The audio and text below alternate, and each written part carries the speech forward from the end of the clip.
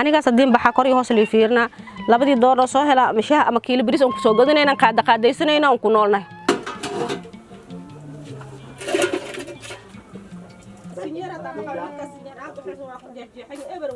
waxay dantii duruuftu baday in halkan hooy ay ka dhigtaan iyaga oo barkoodii hore ka yimid tuulooyin ka tirsan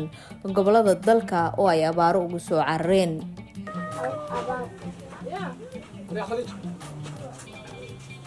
duruufaha nololeed ayaa sabab u noqday in marka ay dadka kale ay roobabka ku hurdayaan in iyagu ay ku dhameystaan banaanka inta uu ka joogsanayo roobka waayo halka ay ku nool yihiin ayaa ah mid biyuhu ay ku soo hoobtaan nakoy biyo ayna bahdileen oo kulay hadda naaga jeedin biyaha foolxumadeeda iyo guryaha ayna aragooda inaad u jeedin oo liiga sheekeynaynan noloshayna ay iska xun tahaybo farxiye ismaan waxa ay ka mid tahay haweenka ku nool mid ka mid ah kaamamka barakacayaasha Muqdisho waxay inooga warantay dhibaatooyinka ay la kulmaan marka uu roobku ka da'ayo gudaha caasimadda Muqdisho hadda jikadayda maxaad aaga jeedaa hadda aad gurigeyga dab ma ka qiiqo u jeedaa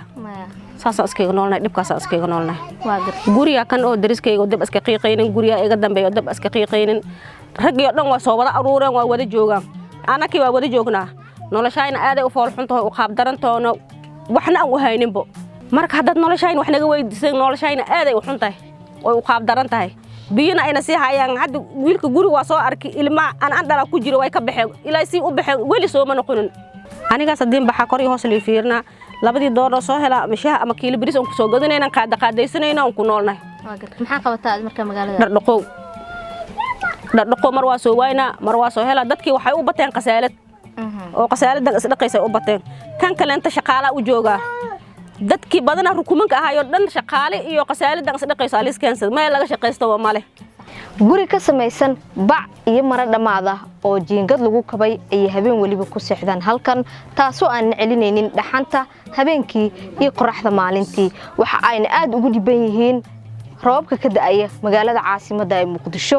taasi waxa uu sii dheer ma haystaan nolol kaafisa iyaga iyo caruurtooda waayo waxa ay ku shaqaysan jireen shaqada dhardhaqista waxa ayna sheegeen in hadda taasi ay suuqa ka baxday oo dadku ay la qabsadeen casriga jira waxaana hadda qoysaskan isugu darsoomay hooy la'aan iyo shaqo la'aan taasoo u sababtay in dabkooda uusan shidnayn hadda sida ay inoo sheegtay Raxmo Maxamed oo ah hooyo xaamilo ah noloshana la hardamaysa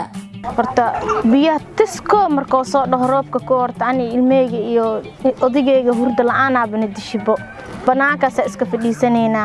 roobka da'ay wala oo ilmii kor loo wado ilmii wada hurdayaan uuraal si leedahay rafaad meeshana ugu bixi masaskii dharaboogi ilmii cudurkii waxa dhan waa wada joogaan haye wax yara joogti biyaha markay ka gursan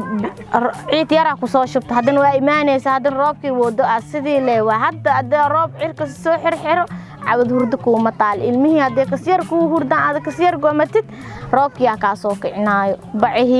واحدة وانا جيجيحين قرح دي انا جيجيح دي وحلا وانا سي هاي ساني منكي واوضا فديان ناقي واوضا فديان هدي بنانكاس وبحنو دقول لبدا آد قفعي كده ما أبا دقول مريو قفعي كده وباهنا قف بسي واي أنا دبكيغا ها اسكا قلاسي لاهي عشان عرورا قوا المي وحيرا وعبد وحيس عنوان أنا قاعد سقالكي وابدا ميستتي توانايا بلوكت أولا جرابو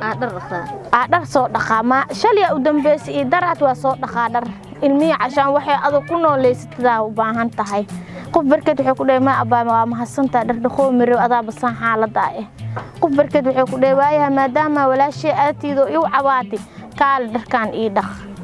adiga yaa tuugtan galeysid xoogaadia wuxuu noqonaa tuugtan iyo cayaar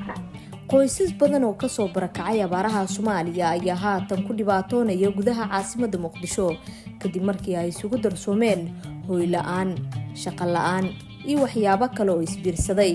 badankood qoysaska Soomaaliyeed waxaynu ognahay inay ku tirsan yihiin hooyooyinka Soomaaliyada kuwaas oo ku shaqeysta xoogooda balse hadda waxa ay sheegayaan inaysan jirin waxa ay qabtaan taasoo sabab u noqotay inay la kulmaan dhibaatooyin badan oo nolosha ah waxaase hadda ugu daran saameyntu u geystay roobkii ugu dambeeyay ee ka da'ayay magaalada caasimadda ee Muqdisho